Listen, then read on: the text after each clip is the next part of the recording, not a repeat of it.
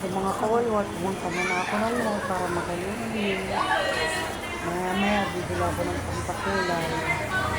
So, kailangan ko lang mabalik-balik.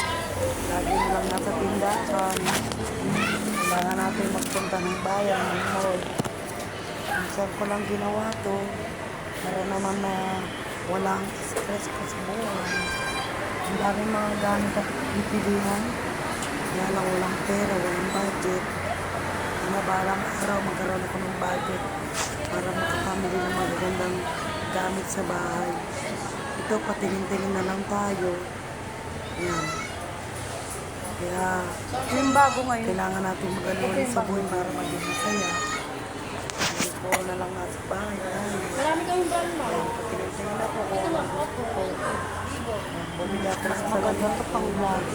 Kahit sarap maraming pera, Hinahanap mo yung maliwali pang-vlog. lang sa mga mall. So, tumitingin ako ng cellphone para pag nagkaroon ako ng pera, alam ko nang bibiling kong cellphone pang vlog. Tingin-tingin muna tayo. Nawawala yung katrasabi sa buhay ko. Pumunta ng mall. Ganito gawin ko, mga kawalwal. Punta-punta ako lagi ng mall para maging masaya sa buhay. Yan. Kukulayan ko itong mamaya yung buhok ko. Kapaganda ko. Yan. Tingin-tingin tayo ng mga appliances sa bahay. Sarap may pera, no? Maraming magpipili. Mga appliances sa Babalang bahay. gigin yan.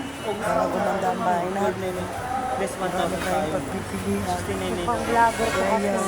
Pumunta ang vlogger, ma'am. Kaya kayo, habang may buhay, enjoy niyo yung buhay niyo.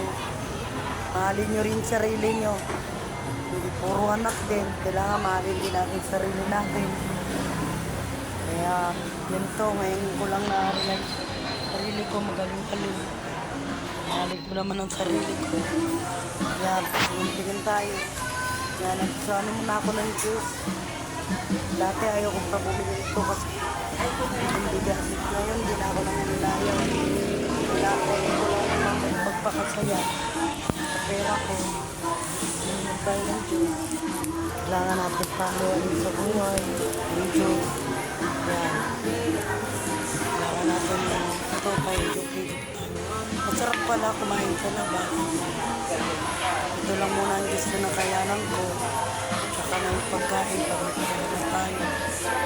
Para kumain sa labas na enjoy mo yung pera mo kahit konting kita sa tindahan.